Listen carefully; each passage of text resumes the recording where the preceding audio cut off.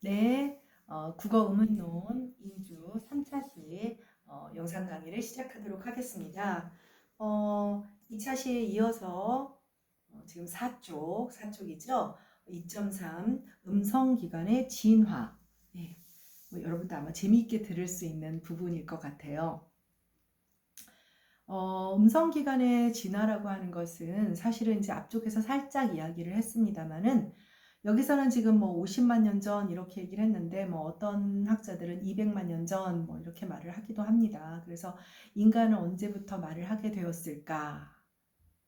사실은 이게 인간은 언제부터 말을 하게 되었을까의 문제는 인간이 문명과 문화를 갖게 되는 그 시점과 맞물리고 이는 동시에 굉장히 논리적인 사고, 즉 추론을 할 수 있는 앞에서 말했던 추상화, 사고와 개념의 추상화를 할 수 있는 단계와 맞물려 있어요. 닭이 먼저냐, 달걀이 먼저냐 이 문제이기 때문에 사실 우리가 그 부분에 대해서 고민할 것은 없고요. 기본적으로 인간이 말을 할 수 있게 된 것에는 언어의 두 가지 축이죠. 소리와 의미. 그러니까 말을 하기 위해서는 소리를 내야 되는데 그 소리를 내기 위해서는 아주 발달한 진화된 그런 발음 기관을 가지고 있어야 되는데 그럼 말을 왜 해요? 의사소통을 하려고 하는 거잖아요. 개념을 추상화시켜서 서로 전달을 하려고 하면 거기에는 걸맞는 어떤 개념적 사고를 할 수 있는 추론적 능력을 갖는 두뇌의 용량이 필요하고 그러면 두뇌 크기가 필요하고 동시에 그 과정 통해서 인간은 문화와 문명을 만들어내게 되는 거죠. 사실은 이제 이 부분은 문화인류와 인류학, 인류학에는 뭐 형질인류학과 문화인류학이 있죠. 형질인류학은 뭐 두개골의 모양이 어떻고 백인종, 흑인종 뭐 이런 얘기를 하는 것인데 어쨌든 우리 이 분야가 언어의 문제이기 때문에 음성기관의 진화에 대해서도 한번 살펴보고 넘어갈 필요가 있습니다.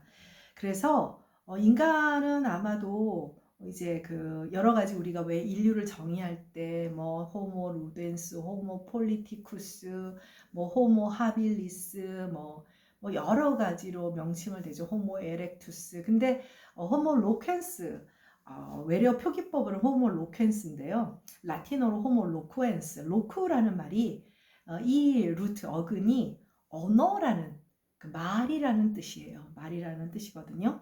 그래서 언어학적 의미론에서 화용론 illocutionary force 언어 내적 효력이라는 illocution, locu라는 말이 이제 사실은 언어라는 뜻이에요. 그러니까 homo loquens라는 말은 결과적으로 말을 하는 인간, 정치적 인간이 호모 폴리티쿠스라면 그런 것이죠. 그래서 우리가 언어적 인간이 된 것은 언제냐 그러면 구석기 시대의 한 50만 년 전의 구석기 시대에 어떤 석기가 등장을 하는데 석기가 구석기 시대도 여러분들 이래요. 처음에는 인류가 굴러다니는 돌을 가지고 사용을 하죠. 만들 생각을 안 하는 거예요. 근데 좀 더 발달한 단계가 되면 어떻게 되냐면 이제 석기를 깎아서 날카로운 창촉도 만들고 이렇게 만들. 그게 이제 루발루아 기법, 루발라지안 테크닉스라고 하는 그런 어떤 그런 특별한 어떤 제조 공법을 가지고 있는 석기가 등장을 하고 그리고 석기가 등장을 하는 그 기준점이 되어서 호모 로켄스 언어를 말할 수 있게 되었다라고 보는 거예요. 뭐 다 미루어 짐작이 가겠지만 자. 이 돌을 만들어서 깎아서 뭘 써야지 라고 하는 논리적인 생각을 하는 것은 단순하게 뭐를 짚는 것도 시작이지만 그 다음 단계를 추론하는 거죠. 사고 능력이 굉장히 추상화되어 있다는 거예요. 그런 말을 했을 것이다. 그리고 또 한 가지 구체적인 어떤 이 루알라지안 테크닉스라고 하는 어떤 제조 공법이 전달이 돼요. 세대를 걸쳐서. 그럼 무슨 얘기죠? 뭔가 가르쳐 줬다는 거죠. 어떻게 가르쳐 줘? 언어적 수단. 뭐 지금과 같은 아주 추상화된 기호체계를 갖지 않더라도 뭔가 소통에 뭐 준하는 의사소통을 할 수 있는 그렇다면 그것은 언어체계를 갖기 시작한 것이 아닌가 이렇게 보고 있는 거예요. 그래서 인간이 이제 결과적으로 추론적 사고 능력을 갖게 되면서 말도 하게 되었다라고 하는 것인데, 문제는 우리는 앞서 배웠다시피 음양음성학에서 매질로서 공기를 이용해서 공기 전파를 통해서 의사소통을 한단 말이에요. 자, 우리 목에서 나온 어떤 음성 형식을 통해서 의사소통을 하잖아요. 그러면 인류는 원래부터 이렇게 스피치 사운드를 만들어낼 수 있었느냐? 그럼 여러분들이 있었겠죠. 동물들도 짖고 그러잖아요. 그런데 분명히 말했지만 동물들이 만들어내는 그런 사운드와는 다른 추상화된 기호화할 수 있는 음성 형식을 조음해낼 수 있죠. 아주 미묘한 차이로 조음의 시간은 1000분의 1치, 조음 이치는 그야말로 뭐 0.000 뭐 1000분의 1mm 차이로 미묘한 음성적 차이를 통해서 의사소통을 하게 된단 말이에요. 그러면 굉장히 정교한 조음 동작이 가능하게 하는, 발음 동작이 가능하게 하는 뭐 이런 어떤 발음 기관들이 만들어지는 시기가 있었겠죠. 거기에는 아주 중요한 역할을 하는 것이 인간의 직립입니다. 호모 에렉투스의 등장이죠. 그래서 아니 뭐 이렇게 직립을 하게 됐는데 뭐가 어떻게 됐다는 겁니까? 라는 생각이 들겠지만, 일단 5쪽의 그림을 한번 먼저 볼게요. 네, 여기 지금 그 침팬지와 오스트랄로피테쿠스죠? 네. 어쨌든 뭐 우리가 뭐 그것까지 고민할 것은 아니지만, 침팬지와 이제 인류의 직립인간의 골격 구조의 차이를 볼 수가 있습니다. 볼 수가 있죠. 자, 그래서 지금 초록색이 전형적인 척추와, 그러니까 그 목 부분이 이제 경추라고 하죠. 목 디스크 오면 이렇게 되는. 자, 근데 인간은 어때요? 척추부터 경추까지 쫙 직선으로 이어지지만 수직이죠. 땅을 기준으로 90도 수직이에요. 근데 침팬지는 어떻죠? 수평 구조를 가지게 되었어요. 수평 구조를 가지게 됩니다. 굉장히 큰 차이예요. 근데 인류도 뭐 지금까지 인류학적 연구에 의하면 땅이 아니라 나무 위에 살았던 시절이 있었다고 합니다. 그래서 어느 순간 땅으로 내려왔고, 그 내려온 순간이 직립의 순간으로 보고 있어요. 우리가 이제 영장류들 같은 경우를 보면 땅에도 내려오지만 대개의 경우 나무 위에서 살죠. 땅으로 내려오면서 이렇게 직립을 하게 되고, 그리고 호모 하빌리스, 도구를 사용하는 인간, 손이 자유로웠어요. 호모 하빌리스라는 말은 도구를 사용하는 인간이죠. 손이 자유로워지는 이유는 뭐죠? 직립을 하게 됐습니다. 직립을 하니까 손이 자유롭고, 또 한 가지 원숭이나 개고양이들, 소위 사족보행을 하는 우리 동물들을 보면 새끼를 물거나 할 때 뭘 이용해? 입을 이용하죠. 인간도 그랬어요. 그런데 똑바로 직립을 하게 됨으로써 손을 이용해서 물건을 실어 나르니까 입은 물건을 실어 나르는 데 쓸 필요는 없게 됐죠. 호흡을 하고 음식을 먹고 물건을 실어 나르던 기능에서 기능 하나가 빠지면서 입의 역할, 소위 구강이나 입과 관련되는 그런 기관들이 또 다른 역할을 할 수 있게 된 거예요. 다시 위로 4쪽으로 올라오도록 하겠습니다. 자, 호모 에렉투스의 등장으로 직립하게 된 인류는 언어의 또 다른 축인 언어 형식으로서의 음성을 만들어낼 수 있는 능력을 가지게 됩니다. 그래서 호흡기관이 2차적으로 진화해서 우리가 지금 발음기관이라고 그러니까 이비인후과 용어랑 같다라고 한 거예요. 그래서 생리음성학이라는 말도 거기서 나온 거죠. 그래서 발음기관의 역할을 하게 된 겁니다. 그래서 사실은 우리가 호흡도 하고 밥도 먹고 또 아주 바쁜 그런 기관을 가지게 된 거죠. 다음 단락, 사족보행의 동물들은 폐부터 후두, 인두, 구강까지 연결이 지면과 수평이자 일직선을 이루지만, 인간은 직립보행을 시작하면서 척추와 머리뼈가 90도의 각도를 이루게 되고, 이 과정에서 성문의 하관과 기역자 모양의 성도, 보컬 트랙을 가지게 된다. 아직 우리가 성문과 성대 아직 안 배웠습니다만은 간단히 뒤에서 금방 배울 거예요. 여기 이렇게 만지면 우린 다 여자들이기 때문에 아담스 애플이라고 하죠. 아빠나 남동생 이렇게 보면 이렇게 튀어나와 있잖아요. 2차 성징 시기에 튀어나온 거기가 후두라고 하는 연골 조직이 있고, 그 안에 성대라고 하는 또 얄팍한 근육 조직이 있어요. 자, 수평일 때는 성문이 그냥 나란히 있으니까 상관이 없는데 일어서니까 내려가게 되고, 그리고 동시에 꺾이게 되니까 자, 그렇죠. 여러분들 보다시피 꺾이게 돼요. 꺾이게 되니까 기역자 모양의 보컬 트랙, 성도를 갖게 돼요. 사실 호흡기관이 2차적으로 진화를 했잖아요. 그게 기도예요. 공기예요. 공기끼리예요. 우리가 숨 쉬는. 근데 그 기도가 또 다른 이름을 갖게 된 거죠. 그러니까 뒤에서 이제 그림을 보면 알겠지만 길은 하나인데 우리가 호흡을 할 때는 기도라 부르고 그 다음에 발음을 할 때는 성도라고 부르게 된 것입니다. 네, 그래서 호모 로쿠엔스, 호모 에렉투스 선생님이 쓰지 않았지만 호모 하빌리스까지 인간은 직립을 하게 되면서 음성 형식을 만들어낼 수 있는 정교한, 이제 뒤에서 이제 그렇게 되는 이유를 좀 더 자세히 설명을 하게 될 겁니다.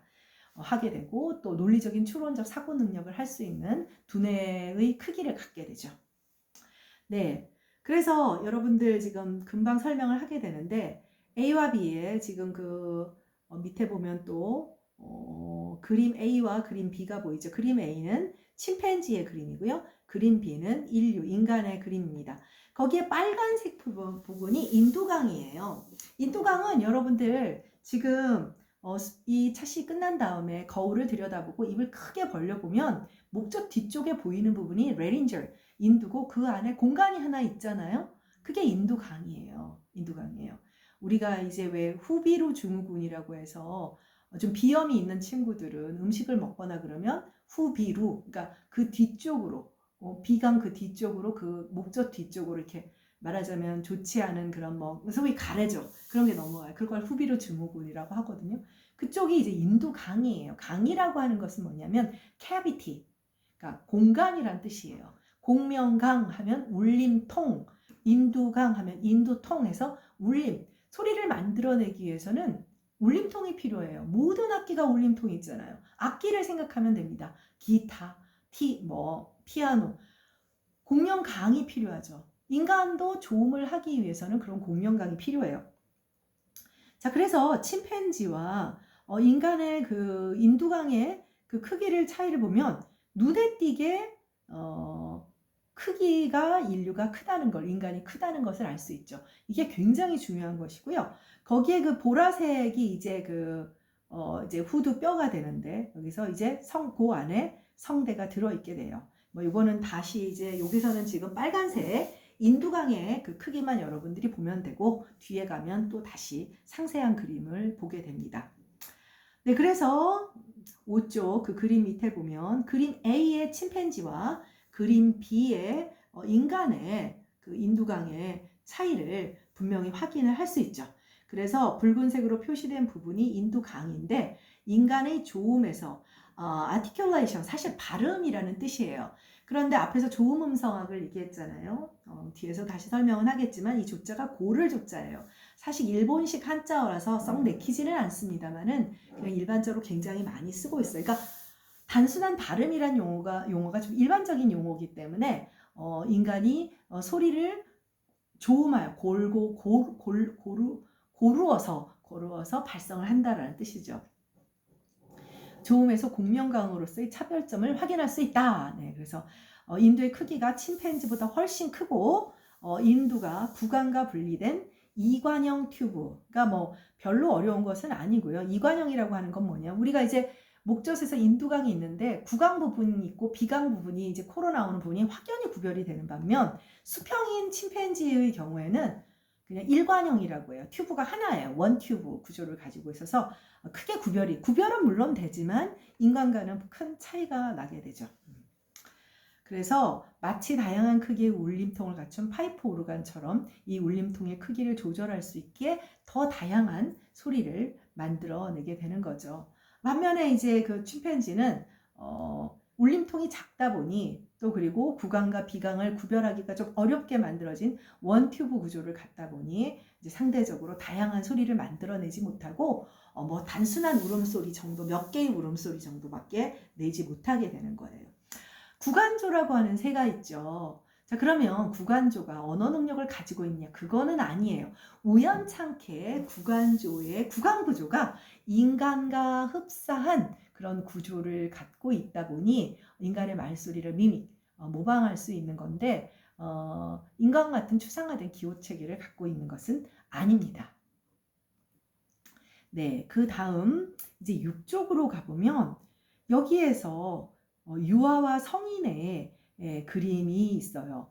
여러분들 앞에 그 침팬지 그림이 있었어요. 우리도 태어나서 돌이 되기 전에는 침팬지처럼 다녔던 시절이 있죠. 사족보행을 했던 시절이 있습니다. 기어 다녔어요. 여러분들은 이제 본인이 사족보행했던 것은 기억을 못하니까 혹여 나중에 엄마가 돼보면 아이들이 사족보행을 얼마나 놀랍게 하는지 확인을 할 수가 있을 거예요. 지금 우리 무릎으로 기어다니라고 하면 정말 도저히 불가능하잖아요. 애들이 얼마나 그 네 발로 잘 기어다니는지, 진짜 이제 네 발로 잘 기어다니면 진짜 쏜살같이 어디 가가지고 화장실 물을 휘젓고 있다든가 냉장고 옆에 처박혀서 나오지 않는다든가 아주 재미있는 일들을 하죠. 네, 이건 무슨 얘기냐? 돌 전에 우리의 음성기관은 침팬지와 흡사하다는 것이죠. 그래서 유아의 그 조음기관을 보면 수평에 좀 더 가까워요. 그쵸? 완전히 꺾여진 기역자 모양, 상대적으로 비에 해당하는 성인은 기역자 모양을 가지고 있죠. 이런 차이가 있어요. 자, 그래서 우리가 진화론에서 그런 말을 합니다. 개체 발생은 종의 발생을 대변한다. 개체 발생이라고 하는 것은 뭐냐면 우리 한 명 한 명이 호모 사피엔스라는 종의 개체들이죠.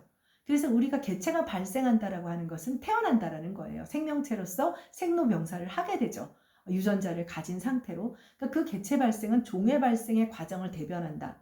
무슨 얘기냐? 우리가 난자와 정자가 만나서 세포 분열을 통해서 양수 속에서 자라면서 태어나서 그 다음에 돌을 지나 성장하는 과정이 인류의 진화 과정을 대변할 가능성이 크다는 거예요.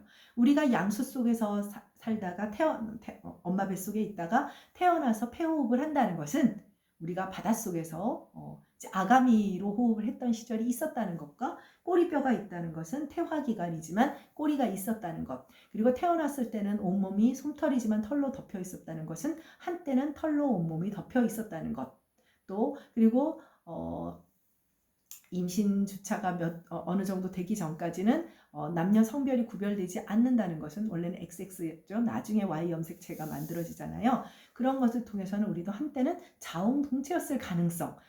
그래서 개체의 발생은 종의 발생의 과정을 대변한다는 건 바로 그런 뜻이에요.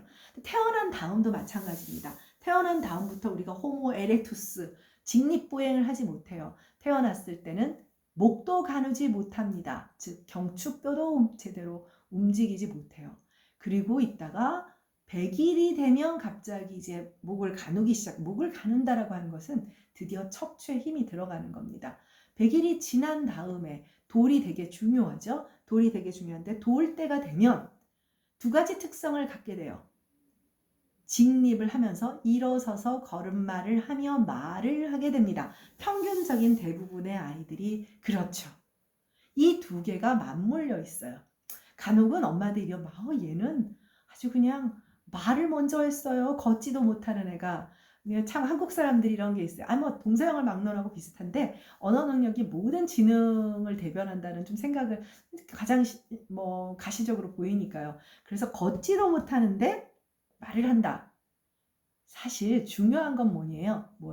척추가 고추 서서 똑바로 서서 기역자 모양의 지금 성인의 보컬 트랙 성도를 갖게 되는 그 과정이 중요한 거죠. 사실 7개월, 8개월에 말을 먼저 하게 된 아이도 이미 일어나서 앉습니다. 일어나서 앉아 있는다라고 하는 것은 무슨 얘기예요? 성도, 즉 발음기관의 구조가 직립의 구조를 통해서 발달한 음성기관으로 가고 있다는 것이죠. 걷지 못하는 거는 사실 그건 썩 자랑은 아니에요. 그 다리 근육이 아직 좀 덜 발달했다고 할 수 있는 거죠. 그래서 대개의 경우는 이제 돌 무렵이 되면 문장을 말하면서 걸음마를 하게 되는, 문장이 별거 아니죠. 엄마, 저에게 물을 주실 수 있으세요? 라고 말하는 게 아니라 엄마, 물 하면 문장이라고 얘기를 하게 되는 거죠. 네, 뭐 그것은 뭐 앞서 얘기했던 언어 습득 과정이니까 일단 넘어가도록 하고, 네, 그래서 그 밑에 보면 유아기의 발성 기관은 완전히 발달하지 못해서 성대가 자리한 위치, 상대가 자리한 후두가 완전히 하강을 하지 못했고, 수직의 그 성도 구조도 가지지 못해서 침팬지와 흡사하다는 것을 알 수가 있는 것입니다. 이게 참 여러분들 재밌는 거예요. 그러니까 인간이 자라나는 그 과정이 어떻게 보면 인류의 진화 과정을 함축하고 있다라는 그런 생각을 하면 우리 스스로도 되게 뭐랄까요? 굉장히 존귀한 존재라는 것, 그리고 타인도 존귀한 존재라는 것을 좀 느끼게 되지 않나라는 그런 생각이 되죠. 네, 안 들어요? 나는 들던데. 네. 자, 그래서 지금 계속 얘기하다 보니까 후두라고 하는 것, 그리고 후두의 하강, 후두 속에 있는 성문의 하강과 인두강, 공명강이 굉장히 중요하구나 라는 것을 아마 느끼게 될 거예요.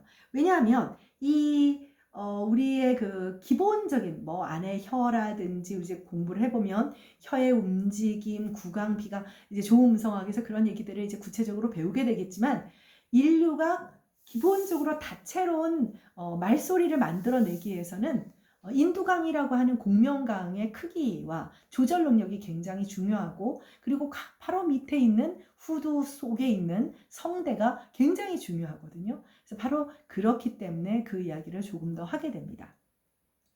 네, 다음 단락을 가보면 음성기관의 진화와 관련하여 또 한 가지 흥미로운 사실은 후두개와 가짜 성대, 뭐야? 이런 생각이 들죠. 후두개는 후두 뚜껑이에요. 후두 뚜껑, 뭐 그렇다고 무슨 사이다 뚜껑처럼 그런 뚜껑은 아니지만 후두 뚜껑이 있어요. 이게 덮개 그 개자고요. 한자죠. 그다음 가짜 성대는 false vocal cord, 보컬 코드가 이제 성대인데, 물론 진성대도 있어요. 진짜 성대는 그냥 보컬 코드라고 하고, 가짜 성대도 있어요. 근데 가짜 성대라고 해서 이게 우스운 존재냐? 그런 것은 아니에요. 그런 것은 아니어서 후두개와 가짜 성대 때문에 사실은 우리가 음식을 먹을 때 기도가 막혀서 죽지 않을 수 있고, 왜냐면 기도가 그 성도니까요. 말하면서 우리가 말도 하잖아요. 네, 그쵸? 그리고 가짜 성대라는 것이 기본적으로 말은 가짜지만 진짜 성대와 함께 다양한 도움을 주게 됩니다. 네, 밑에 있는 이 그림이 이제 후두경을 통해서 볼 수 있는 후대 모습의 단면이에요. 뭐 좀 이렇게 예를 들면 이렇게 요 단면이죠. 그래서 우리가 이비인후과에 가면 이제 이비인후과가 뭐예요? 인두의 인, 목적 뒤쪽 인, 후 여기까지예요. 여기까지가 이비인후과고요. 그럼 요 밑에가 기관지고 폐는 호흡기 내과입니다. 두 개가 달라요. 그래서 우리가 보통 지금 예를 들면 뭐 코로나 이것도 호흡기 질환이잖아요. 호흡기 질환인데 죽게 되는 이유는 여기 폐로 넘어가게 되는 것이지. 폐가 손상이 되면 폐가 예를 들면 폐색증이 온다든가 폐가 이제 딱딱해진다든가 이제 그렇게 되면 죽는 건데, 대개 우리가 이제 감기가 걸리는 것은 이 기도의 위쪽, 그래서 윗상자라서 상기도 감염이라고 해요. 그래서 목젖 뒤쪽이 이제 좀 붓거나, 그래서 이렇게 입을 벌려서 보는 거예요. 근데 어느 날 목소리가 좀 안 나와. 그러면 후두에 문제가 생긴 거예요. 그래서 여기까지 후두경을 넣어서 보게 되죠.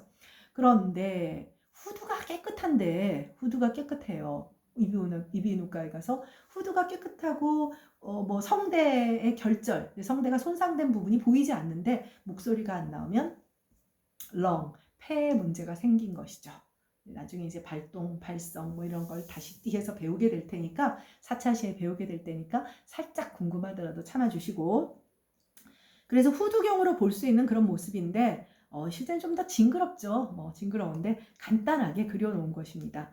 그래서 호흡을 할 때와 소리를 낼 때, 우리가 소리를 낼 때 모양새가 달라요. 그래서 앞쪽과 뒤쪽의 모습입니다. 그래서 앞쪽에서 보면 요 앞에 이렇게 후두 뚜껑이 있어요. 후두 뚜껑이 이제 옆에 이제 좀 짙은 색이 이제 성문이에요. 글로티스라고 해서 옆에 보면 하얀색 얇은 게 성대고 그 옆에 주름이 막 있는 게 가성대예요. 그러니까 진짜 성대가 닫혔다 열렸다 하는 것이고 그 성대와 성대 사이를 성문이라고 하는 거거든요. 그 성문이 있어야 공기가 왔다 갔다 하는 거예요. 말 그대로 문문자예요. 네. 그래서 그 뒤쪽에는 후두는 연골 조직이니까요. 후두는 이제 여러분들 뭐 홍콩 영화 보면 뭐 성룡이나 뭐 이소룡이 아비오 팍뭐 이렇게 되죠. 실제로 여기 연골이기 때문에 거의 급사할 수 있는 부분이에요. 거기 이제 뒤쪽에 피열 연골이라는 것이 있고, 그래서 하얀 그림은 진짜 성대이고 그 옆에 이제 그 조직은 가성대, 그리고 그 앞에 후두개. 지금 후두개는 이렇게 이제 널브러져 있지만 이렇게 뚜껑으로서 덮기도 해요. 이제 네. 참 신기하죠. 네. 이것은 이제 우리가 의식적으로 하는 것이 아니라 자율신경을 통해서 그야말로 무의식 속에서 이루어지는 과정이에요. 성대의 움직임이라든지 후두개의 움직임이라는. 이게 여러분들 기초대사량이에요. 다이어트 얘기를 할까요? 나이가 들면 들수록 여러분 선생님도 뭐 이랬겠어요. 네, 선생님도 40kg대가 있었답니다. 비웃는 음성이 들리는 듯해요. 근데 이게 사실 나이가 들면 다이어트를 하더라도 잘 빠지지 않는 이유. 엄마들이 막 그러죠? 그럼 비웃으면 안 돼. 그럼 여러분도 20, 30년 뒤에 여러분도 나중에 후회할 거야. 기초대사량이 떨어지기 때문이에요. 기초대사량이 떨어지는 가장 큰 이유는 기초대사량에는 호흡을 하고, 자, 그 다음에 심장이 뛰고, 무슨 뜻인지 알겠죠? 이런 것들이 다 우리가 자율신경을 통해서 나도 모르게 이루어지는 그런 것에 에너지를 많이 써야 어릴 때는 그 에너지가 어마어마하게 쓰이는 거예요. 그러니까 쉽게 살도 빠지고 또 쉽게 살이 찌지 않는데 나이가 들면 후두개 덮는데 에너지를 별로 쓰지 않는 거예요. 기초대사량이 떨어지는 거죠. 그러니까 쉽게 살을 빼기도 어렵고 상대적으로 좀 기본적으로 써야 하는 에너지를 많이 소비하지 않으니까 살을 찌게 되는 겁니다. 그러니까 우리가 모르는 사이에 우리 몸속에서는 정말 바쁘게 움직이는데 후두개도 참 바쁜 아이 중에 하나예요. 육쪽 하단을 보도록 하겠습니다. 이제 사례 얘기를 하겠어요. 사례 들린다 라고 하는 거죠. 사실 우리가 아까 방금 호흡기관이 2차적으로 진화를 한 것이 좋은 기관, 발음기관이 음성기관, 발음기관, 음성기관, 좋은 기관 사실 거의 같은 말이에요. 조금씩 다르지만 나중에 또 다시 구별을 하게 됩니다. 근데 말하면서 선생님 지금 말하면서 목이 타니까 물을 한번 마셔볼까요? 그러니까 말이죠. 이렇게 돼요. 자, 잘못하면 우프 이렇게 할 수가 있죠. 이유는 뭘까요? 후두개가 작동을 하지 않아서 물이 식도로 넘어가야 되는데 기도로 들어갔기 때문에 이 안에 기도와 성도는 같은 통로지만 음식이 넘어가는 통로는 따로 있어요. 그게 식도입니다. 네, 6쪽 하단을 보도록 하겠습니다. 음식물을 삼킬 때는 기도로 음식물이 들어가는 것을 방지하기 위해 후두가 위로 움직여서 기도의 입구에 해당하는 성문에 후두개가 닫혀서 성대를 이제 그 폐쇄를 해야 되죠. 그래야 음식물은 기도로 들어가지 않고, 즉 성도, 기도로 들어가지 않고 식도를 타고 내려갈 수 있어요. 밥풀이 눈이 있는 건 아니잖아요. 운전하고 갈 수는 없으니까. 음식물이 넘어오지 않는 시간에는 기도가 열려 숨을 또 쉴 수 있는 거죠. 네. 말과 같은 일부 동물, 말이요, 말. 이때는 선생님이 지금 음장을 넣어서 잘못 얘기했어요. horse요. 일부 동물은 코와 기관의 통로들이 정밀하게 정렬되어 있어서 숨을 쉬면서 동시에 먹을 수 있지만 인간은 그게 불가능해요. 인간은 성대의 위치가 낮게 진화함으로써 정밀한 발성을 할 수 있는 대신 밥을 먹으면서 숨 쉴 수 있는 그런 능력은 잃게 됐어요. 그래서 우리가 잘못하면 밥 먹다 목에 뭐 걸려서 죽게 되는 것도 기도 폐색이라고 하죠. 바로 그 이유예요. 말을 하게 되면서 잃게 된 부분들이 굉장히 많은 거예요. 이것도 잃고 또 뭘 잃게 됐는지 알아요? 굉장히 큰 질병을 얻게 됐어요. 잃었다기보다는 질병을 얻게 됐죠. 척추질환이요. 무슨 얘기냐? 아까 침팬지는 수평으로 척추가 되어 있잖아요. 말하자면 지구에서 잡아당기는 중력이 분산돼요. 분산되는데 인간은 어떻게 되죠? 그 어마어마한 중력을 고스란히 받게 되는 거죠. 우리는 말을 하게 되면서 숨 쉬면서 음식을 먹거나 말하기가 어려워졌고 숨 쉬면서 음식을 먹을 수 없게 됐고 그리고 끔찍스러운 척추 질환을 얻게 된 거죠. 글쎄요. 그래도 말을 하게 된 것이 훨씬 좋겠죠. 네. 네, 그래서 이 낮은 위치로 인해 음식물이 기도로 들어가기 쉬워서 기도 폐색과 그로 인한 죽음의 원인이 생겨요.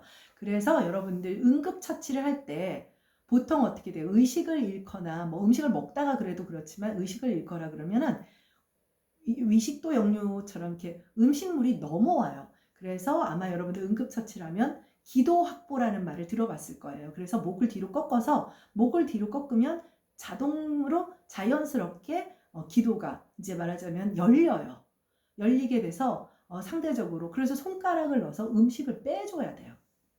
이제 자율신경이 마비된 상태니까. 그래서 재빨리 공기 소통이 이루어져야 뇌에 빨리 산소가 공급이 돼야 이 사람이 의식을 깨냈을 때 정상적인 사람으로 살 수 있게 되는 거죠. 그래서 뭐 여러분들 골든 타임이니 뭐니 그런 것을 배웠을 거예요. 그런 것입니다.